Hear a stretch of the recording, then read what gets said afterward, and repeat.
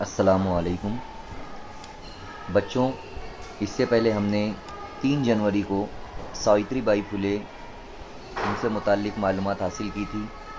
آج ہم فاطمہ شیخ کی تعلیمی و سماجی خدمات کے بارے میں دیکھنے والے ہیں۔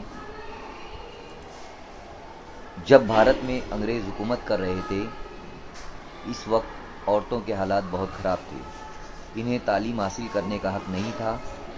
سماج میں بچپن کی شادی، جہیز، ستی کی رسمیں جیسی رسومات عام تھی۔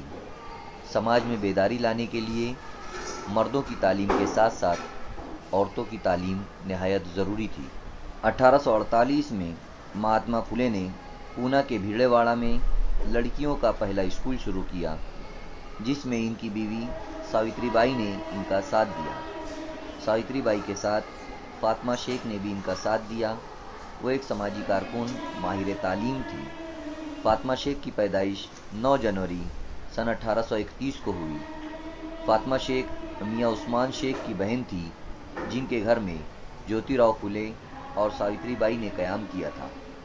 فاطمہ شیخ ہندوستان کی اولین مسلمان معلمات میں سے ایک ہیں۔ انہوں نے جیوتی راؤ پھولے کے اسکول میں دلت بچوں کو پڑھانے کا کام کیا۔ جیوتی راؤ پھولے اور ساوتری بائی نے فاطمہ شیخ کے ساتھ مل کر نچلے طبقے کے لوگوں میں تعلیم کو عام کرنے کا بیڑا اٹھایا۔ فاطمہ شیخ اور ساوتری بائی نے عورتوں، نچلے اور دبے ہوئے طبقے کے لوگوں کو تعلیم دینا شروع کی تو ان کو مقامی لوگوں کی جانب سے دھمکیاں بھی ملی۔ ان سے کہا گیا کہ وہ تعلیم دینا چھوڑ دیں۔ ان کے اس نیک کام میں کسی نے ان کا ساتھ نہیں دیا۔ فاطمہ شیخ نے ساوتری بائی کی ہر ممکن مدد کی۔ ساوتری بائی کے ساتھ فاطمہ شیخ نے بھی اسکول میں پڑھانا شروع کر دیا۔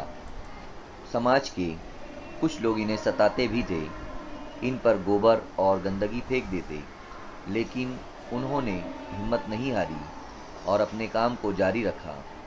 فاطمہ شیخ نے لڑکیوں کے قتل کو روکنے کا کام کیا، عورتوں کے حقوق کی تائید کی، عورتوں پر ہونے والے ظلم کے خلاف ظلم کی مخالفت کی۔